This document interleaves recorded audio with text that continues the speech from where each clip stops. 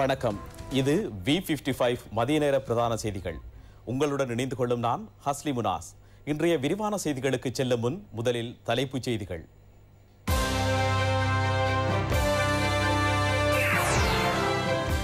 மின் கட்டணம் 66 வீதத்தினால் அதிகரிக்கையில் இன்று முதல் கைவிடப்படுகின்றது மின்வெட்டு.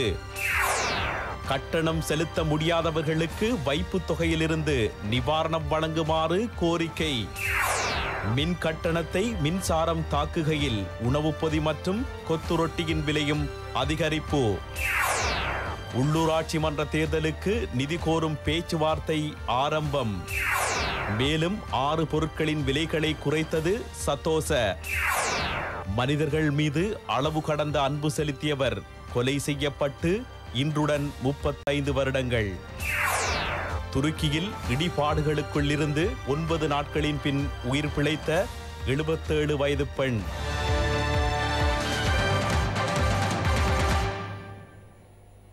இனி விரிவான செய்திகள். மின் கட்டணம் இன்று முதல் 66 வீதத்தினால் அதிகரிக்கின்றது. அதற்கமைய இன்றைய தினம் முதல் மின்வெட்டு இடம்பெறாதென மின்சக்தி மற்றும் எரிசக்தி அமைச்சர் கஞ்சன விஜயசேகர தெரிவித்துள்ளார். இதேவேளை மின்கட்டண திருத்தத்துடன் தடையின்றிய மின் விநியோகம், குறைந்த வருமானம் பெறும் குடும்பங்களுக்கு நிவாரணம் மற்றும் சமயஸ்தலங்கள், அரச கல்வி நிறுவனங்களுக்கு சூரிய சக்தி மின் படலங்களை வழங்குமாறு ஜனாதிபதி அமைச்சுக்கும் அதிகாரிகளுக்கும் ஆலோசனை வழங்கியுள்ளார். இலங்கை மின்சார சபையின் மின்கட்டண திருத்த யோசனை கடந்த 5ஆம் தேதி அமைச்சரவையினால் அங்கீகரிக்கப்பட்டது. இதற்கு பொது பயன்பாடுகள் ஆணைக்குழுவின் அனுமதி நேற்றைய தினமே கிடைத்தது. அதற்கமைய மின் கட்டண திருத்தம் தொடர்பான ஊடக சந்திப்பு அமைச்சர் கஞ்சன விஜயசேகர தலைமையில் இன்று இடம்பெற்றது. நேற்றைய தினம் முதல் மின் கட்டணத்தை புதிய முறையில் திருத்துவதற்கு தீர்மானங்கள் எடுக்கப்பட்டுள்ளன. நேற்றைய தினம் பொது பயன்பாடுகள் ஆணைக்குழுவின் பெரும்பாலான உறுப்பினர்களின் இணக்கம் எமக்கு கிடைத்துள்ளது. கடந்த வருடம் ஜனவரி மாதம் முதல் 1 மணி நேரத்தில் ஆரம்பமான மின்வெட்டு காலம் படிப்படியாக 16 மணித்தியாலங்கள் வரை அதிகரித்தது. இதற்கு முக்கிய காரணம் எரிபொருள், உராய்வு எண்ணெய் மற்றும் நெப்தா, மசகு எண்ணெய் ஆகியவற்றை இறக்குமதி செய்யும் போது காணப்பட்ட அந்நிய செலாவணி கட்டுப்பாடாகும். ரூபாவின் வீழ்ச்சி மற்றும் நிலக்கரி, உராய்வு எண்ணெய், எரிபொருள் ஆகியவற்றிற்கு அதிக செலவினங்களை மேற்கொள்ள வேண்டியிருந்தது.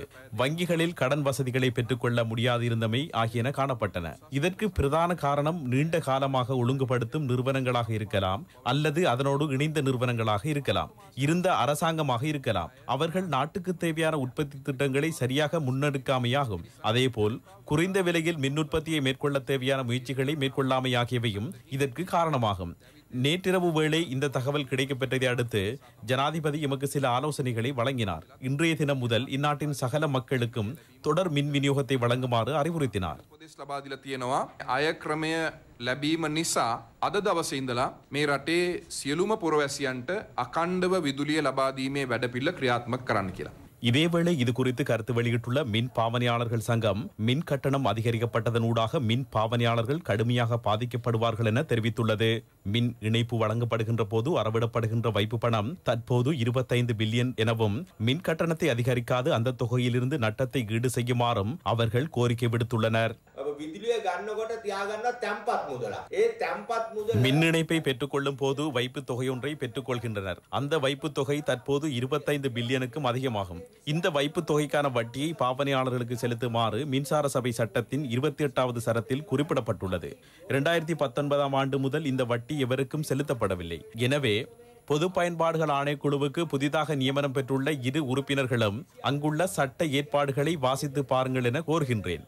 28வது சரத்தில் குறிப்பிடப்பட்டுள்ளது போன்று இந்த வைப்புக்கான வட்டியை செலுத்த நடவடிக்கை எடுங்கள். அப்படி இல்லை என்றால் இன்னும் ஒரு முறையும் இருக்கின்றது. இந்த பணத்தொகையை வங்கி ஒன்றில் நிலையான வைப்பில் வைத்தால் அதனூடாக கிடைக்கும் வட்டியை வைத்துக் கொண்டு குறைந்த அளவு மின்சாரத்தை பயன்படுத்துவோருக்கு நிவாரணம் வழங்க முடியும். இலவசமாக கூட மின்சாரத்தை வழங்கலாம். கஞ்சன அமைச்சர் அவர்களே, இது சிறந்த திட்டம். இதனை செயற்படுத்த முயற்சியுங்கள். நாம் வைப்பிலிட்ட அந்த பணம் இப்போது எங்கே என எமக்கு தெரியவில்லை. அந்த பணத்தை எமைக்கே செலவழிக்கும் முறையொன்றை அமுல்படுத்துங்கள். කොහොමද කියලා දන්නෙත් නෑ. මේ අපේ සල්ලි අපිටම වැය කරන්න ක්‍රමය හදන්න. உணவு பொதி மற்றும் கொத்துரொட்டி ஆகியவற்றின் விலைகள் இன்று நள்ளிரவு முதல் 10 வீதத்தினால் அதிகரிக்கப்படுவதாக சிற்றுண்டிச்சாலை உரிமையாளர்கள் சங்கம் தெரிவிக்கின்றது. අද මධ්‍යම රාත්‍රියේ ඉඳලා ආපන ශාලාවල බත් පැකට් එක කොත්තුව ෆ්‍රයිඩ් රයිස් එක 110ක මිලක් අපි වැඩි කරනවා. සමාවෙන්න. இன்று நள்ளிரவு முதல் உணவகங்களில் சோறு, கொத்து, ஃப்ரைட் ரைஸ் ஆகியவற்றின் விலையை 10 வீதத்தினால் அதிகரிக்கின்றோம். இந்த மின்வெட்டு அதிகரிப்பினால் ஏற்படும் பாதிப்பை மக்களுக்கு உணர்த்தி மக்கள் அதற்கு எதிராக வீதிக்கு இறங்க வேண்டும் என்ற விடயத்துக்காகவே நாம் விலை அதிகரிப்பை மேற்கொள்கின்றோம். எங்களை மன்னியுங்கள். உணவக உரிமையாளர்களிடம் நான் ஒன்றை கோர விரும்புகின்றேன். நுகர்வோரிடம் கொள்ளையடிக்க வேண்டாம். இதற்கு எதிராக நாம் நீதிமன்றம் செல்வோம். සංවිධානව සංචාරක හෝටල් ඇතුළු අපි යනවා අධිකරණයට. உள்ளூராட்சி மன்ற தேர்தலை நடத்துவதற்கான நிதியை விடுவிப்பது தொடர்பான பேச்சுவார்த்தை தற்போது இடம்பெறுகின்றது. தேர்தல்கள் ஆணைக்குழு அலுவலகத்தில் இடம்பெறும் இப்பேச்சுவார்த்தையில் அதன் தலைவர், நிதி அமைச்சின் செயலாளர் உள்ளிட்ட அதிகாரிகள் கலந்து கொண்டுள்ளனர். உள்ளூராட்சி மன்ற தேர்தலை நடாத்துவதற்கு தேவையான நிதி கிடைக்காமையினால் அது தொடர்பான செயற்பாடுகள் தற்போது ஸ்தம்பிதம் அடைந்துள்ளன. தேர்தலுக்கு தேவையான நிதியினை வழங்குமாறு தேர்தல்கள் ஆணைக்குழு திரேசேரியிடம் நேற்றைய தினம் கடிதம் மூலம் 2வது முறையாகவும் கோரிக்கை விடுத்தது. தேர்தலுடன் தொடர்புடைய வாக்குச்சீட்டுகளை தபால் திணைக்களத்திடம் ஒப்படைக்கும் நடவடிக்கை நேற்றைய தினம் இடம்பெறவிருந்த போதிலும் அவற்றை அச்சிடுவதற்கு தேவையான நிதி கிடைக்காமையினால் இந்நடவடிக்கை இடம்பெறவில்லை. இது தொடர்பில் கருத்து வெளியிட்டுள்ள அரசு அச்சக அதிபர் கங்காணி லியனகே, உள்ளூராட்சி தேர்தலுக்கான வாக்குச்சீட்டுகளை அச்சிடுதல் உள்ளிட்ட தேவையான செயற்பாடுகளை முன்னெடுப்பதற்கு தற்போது தேர்தல்கள் ஆணைக்குழுவிடம் 200 மில்லியன் ரூபாய் முற்பணம் கோரியுள்ளதாக தெரிவித்துள்ளார். எவ்வாறெனினும் தேர்தல்கள் ஆணைக்குழு 100 மில்லியன் ரூபாய் ஒதுக்கீட்டை வழங்கினாலும் திரேசேரி அதில் 40 மில்லியன் ரூபாவை மாத்திரமே வழங்கியதாக கங்காணி லியனகே தெரிவித்தார். தற்போது வரை தேர்தல் செயற்பாடுகளுக்காக 200 மில்லியன் ரூபாய் வரை செலவிடப்பட்டுள்ளதாகவும் அவர் தெரிவித்தார். இவ்வாறான பின்புலத்தில் உள்ளூராட்சி தேர்தலுக்கான நிதியினை விடுவிப்பது தொடர்பான பேச்சுவார்த்தையே இன்று இடம்பெறுகின்றது.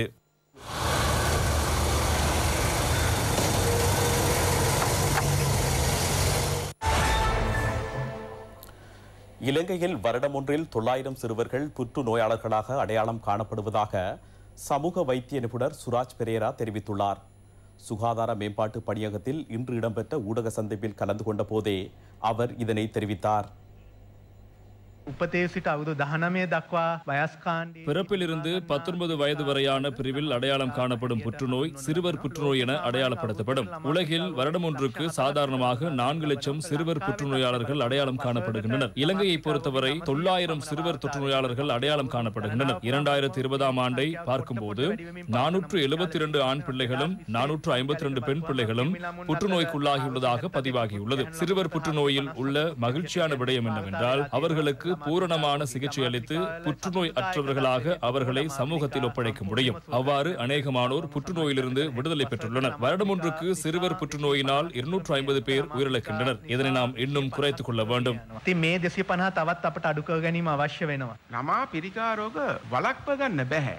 சிறுவர் புற்றுநோயை தவிர்க்க முடியாது. ஆனால் ஆரம்பத்தில் கண்டுபிடித்தால் முற்றுமுழுவதாக அதனை சுகப்படுத்த முடியும். ஆனால் நோயாளர்கள் தாமதித்தே எம்மிடம் வருகின்றனர். சிறுவர்கள் விளையாடியதன் பின்னர் கை, கால், உடம்பு வலி ஏற்படும். சிறிது வீக்கமும் இருக்கும். ஆனால் இதை விளையாடியதால் ஏற்பட்ட உபாதை என எண்ணி அதற்கு தற்காலிக சிகிச்சை பெறுகின்றனர். அதனால் எம்மிடம் வருகை தருகின்ற சில பிள்ளைகள் காலில் இருந்த புற்றுநோய் சுவாச குழாய் வரை வரும் வரை எம்மிடம் வருவதில்லை. இது விளையாட்டினால் ஏற்பட்ட பாதிப்பு என அவர்கள் விட்டுவிடுகின்றனர். எதுவாக இருந்தாலும் ஒரு பிள்ளைக்கு மூட்டு பகுதி அல்லது எலும்புகளில் வலி ஏற்படும் பட்சத்தில் உடனடியாக எக்ஸ்ரே பரிசோதனை செய்து அதனை உறுதிப்படுத்திக் கொள்ளுங்கள். මොකක් හරි අස්තියක අසාමාන්‍ය වර්ධනයක් වෙනවා නම් ඒ වහාම එක්ස්රේ පරීක්ෂාවකට ලක් කරලා මෙහි කිසිදු ප්‍රශ්නයක් නැහැ කියලා ස්ථිර කරගන්න ඕනේ. 395 ரூபாவாக இருந்த 1 கிலோகிராம் உருளைக்கிழங்கின் விலை 20 ரூபாயினால் குறைக்கப்பட்டு அதன் புதிய விலை 375 ரூபாவென அறிவிக்கப்பட்டுள்ளது. பெரிய வெங்காயம் 1 கிலோகிராமின் விலை 10 ரூபாவினால் குறைக்கப்பட்டுள்ளதோடு இன்று முதல் அதன் புதிய விலை 149 ரூபாவாகும். இறக்குமதி செய்யப்படும் சம்பா அரிசி 1 கிலோகிராமின் விலை 7 ரூபாவினால் குறைக்கப்பட்டு புதிய விலை 198 ரூபாவாகும். மைசூர் பருப்பு 1 கிலோகிராமின் புதிய விலை 358 ரூபாவாகும். அதன் விலை 7 ரூபாவினால் குறைக்கப்பட்டுள்ளது. உள்ளூர் சிவப்பு பச்சை அரிசி 1 கிலோகிராமின் புதிய விலை 164 ரூபாவாகும். அதன் விலை 5 ரூபாவினால் குறைக்கப்பட்டுள்ளது. இறக்குமதி செய்யப்படும் வெள்ளை பச்சை அரிசி 1 கிலோகிராமின் விலை 5 ரூபாவினால் குறைக்கப்பட்டு அதன் புதிய விலை 179 ரூபாவென லங்கா சத்தோச நிறுவனம் அறிவித்துள்ளது. இலங்கை கடற்படை மற்றும் விமானப்படையின் தொழில்நுட்பத்துறையை மேம்படுத்துவதற்கு ஒத்துழைப்பு வழங்க உள்ளதாக ஜப்பான் தெரிவித்துள்ளது. இலங்கைக்கான ஜப்பான் தூதுவர் மிசுகோசி ஹிடேகி அமைச்சர் நிமல் ஸ்ரீபாலடி சில்வாவை சந்தித்த போதே இதனை குறிப்பிட்டார். அமைச்சருக்கும் ஜப்பான் தூதுவருக்கும் இடையிலான சந்திப்பு துறைமுக கப்பல் துறை மற்றும் விமான சேவைகள் அமைச்சின் காரியாலயத்தில் இடம்பெற்றது. இலங்கையின் கடன் மறுசீரமைப்பு நடவடிக்கையின் பின்னர் கட்டுநாயக்க விமான நிலையத்தின் 2வது முனையத்தை அபிவிருத்தி செய்ய நிதி உதவி வழங்க உள்ளதாக ஜப்பான் தூதுவர் இங்கு தெரிவித்தார். ஜப்பான் உதவியின் கீழ் திருகோணமலை துறைமுகத்தின் செயற்பாடுகளை மேம்படுத்துவதற்கான வேலைத்திட்டமும் முன்னெடுக்கப்படுகின்றது. 1 பில்லியன் ஜப்பான் எண் பெறுமதியான வேலைத்திட்டத்தை அங்குரார்ப்பணம் செய்யும் நிகழ்வில் கலந்து கொள்ளுமாறு அமைச்சர் நிமல் ஸ்ரீபாலடி சில்வா ஜப்பான் தூதுவருக்கு இங்கு அழைப்பு விடுத்தார். இலங்கையை பொருளாதார பிரச்சினைகளிலிருந்து மீட்டெடுப்பதற்கு ஜப்பான் தேவையான உதவியை வழங்கும் எனவும் தூதுவர் தெரிவித்தார். சினிமாவிற்கு உயிர் கொடுத்த மனிதநேயன் விஜயகுமாரதுங்க படுகொலை செய்யப்பட்டு இன்றுடன் 35 வருடங்கள் பூர்த்தியாகின்றன.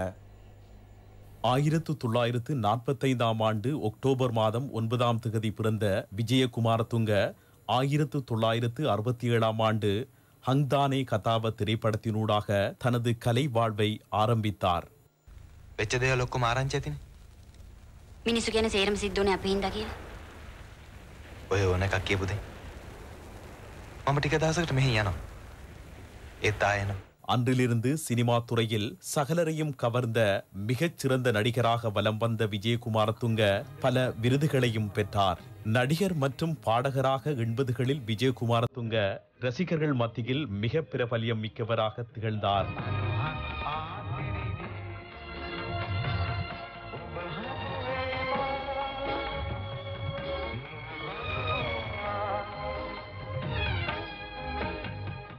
மூன்று தசாப்த காலமாக இலங்கையில் இருந்த எல்டிடிஇ பயங்கரவாதத்தை முடிவுக்கு கொண்டுவர தன் உயிரையும் பணயம் வைத்து அவர் அர்ப்பணிப்புடன் செயற்பட்டார். எல்டிடியினரிடம் பேச்சுவார்த்தை நடத்துவதற்காக யாழ்ப்பாணத்திற்கு விஜயம் செய்தது விசேட அம்சமாகும்.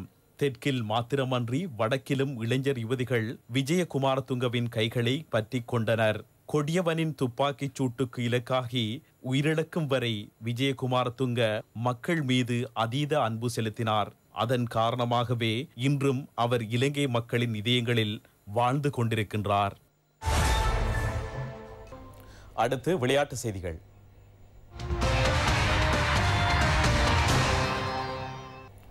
இத்துடன் எமது மதிய நேர பிரதான செய்தி அறிக்கை நிறைவடைகின்றது. எமது அடுத்த பிரதான செய்தி அறிக்கை மாலை 6:55க்கு எதிர்பாருங்கள். வணக்கம்.